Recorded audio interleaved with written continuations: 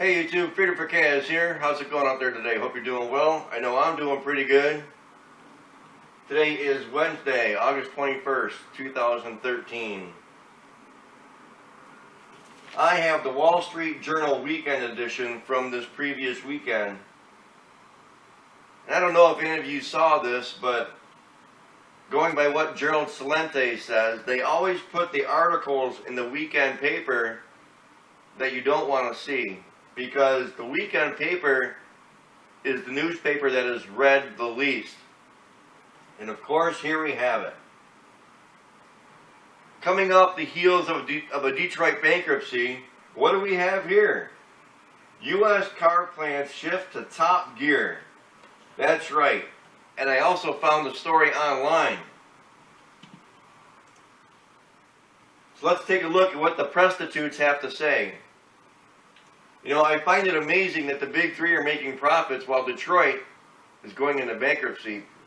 But let's find out how there's a connection here.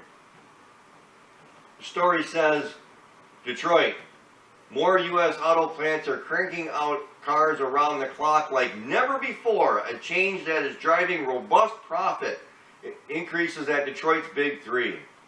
After years of layoffs and plant closures and corporate bankruptcies, U.S. automakers and part suppliers are pushing factories to the limits.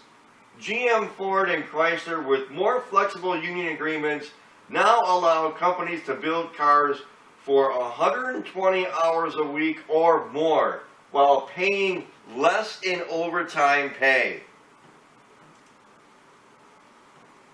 There has never been a time in the U.S. industry that we have had this high level of capacity utilization. That's a key word there, utilization. In 2005, the industry had almost 1 million people outside of the big three. Now, last year, the workforce stood at just barely under 700,000 people. Now, I did the math, and basically what they're saying is that the industry has lost 33% of its workers since 2005. I find that number very hard to believe, because being here in Michigan, the industry has just been completely devastated. I think it's more like at least 50%.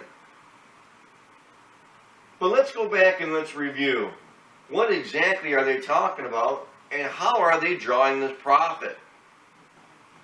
The first thing that kind of pops out at me is it says, more flexible union agreements, paying less in overtime pay. Well, basically what that means is that you're doing more work for less pay. And how is that? Well, it's like this. A high level of capacity utilization of people. Utilization. Utilization. That kind of tells me that they're pushing people to the limit, making them do more with fewer people. So you're doing more work for less money. That's how they're generating this profit. And let's look at this here. The combination of rising sales, not all-time sales, but just rising sales. The combination of rising sales and tight production capacity helped Detroit automakers last year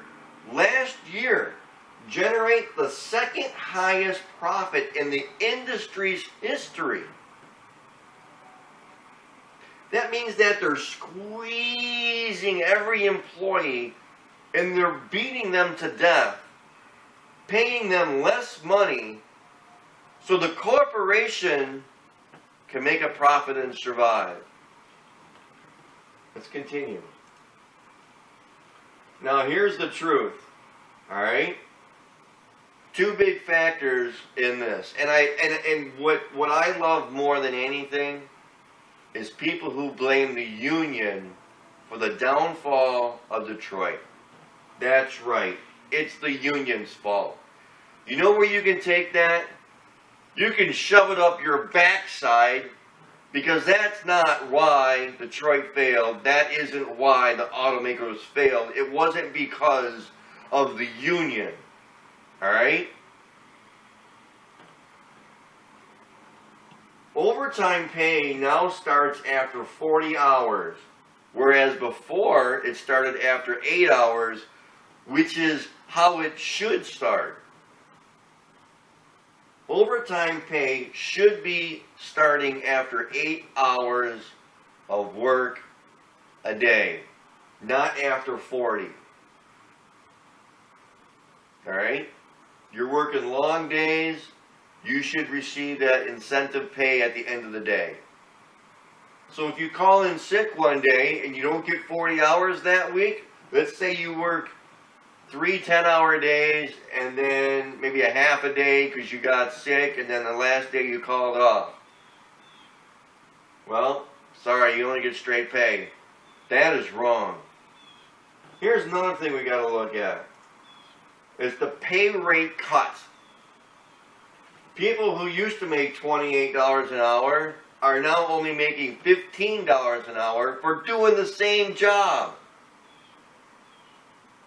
This is how these companies are making a profit now. This is how they're doing it. They're screwing over the individual. They're screwing over the worker. But the corporation, we got to save the corporation. The big money people. The big money people who run the banks. The banks and the corporations. That's who runs this country. It's not the people.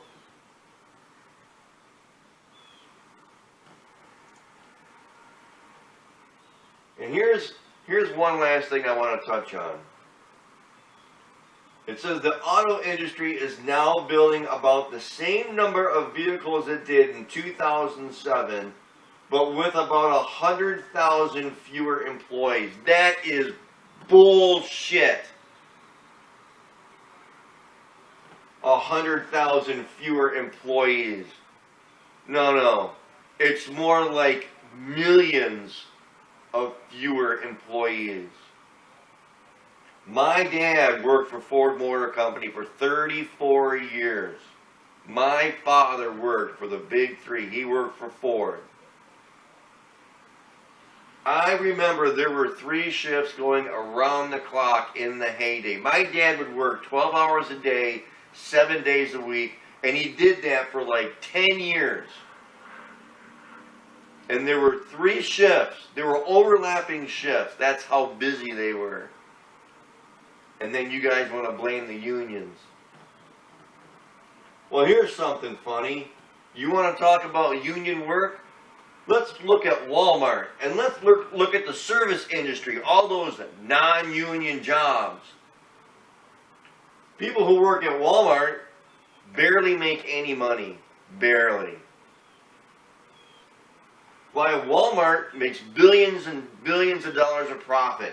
The service industry makes billions and billions of dollars of profit, while the people who work in the industry get peanuts.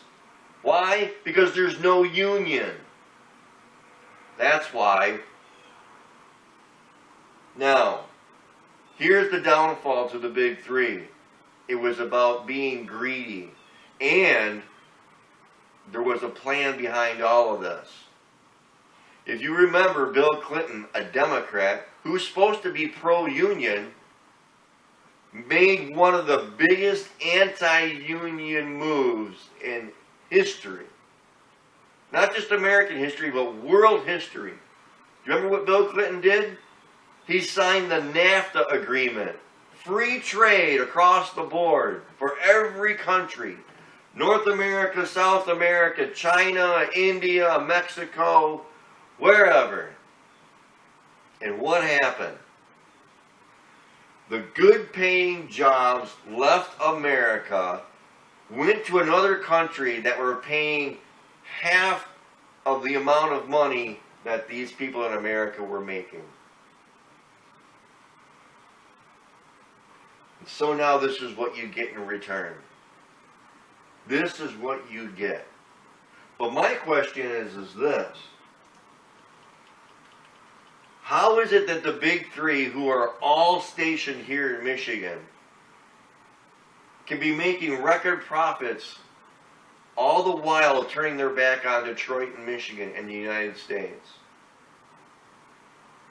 How is it that they're building factories in China, India, Mexico, South America, and all those jobs that left, they're never coming back? The truth about the bankruptcy of Detroit is a little blurred because the big three are making so much money now. I don't understand why they don't want to put money back into the United States. They should, because they owe it to the United States, because this is where the companies were founded. These companies were founded in the United States. They should build the United States back up, but they're not going to. Nope. They're going to let Detroit and Michigan and the United States fall.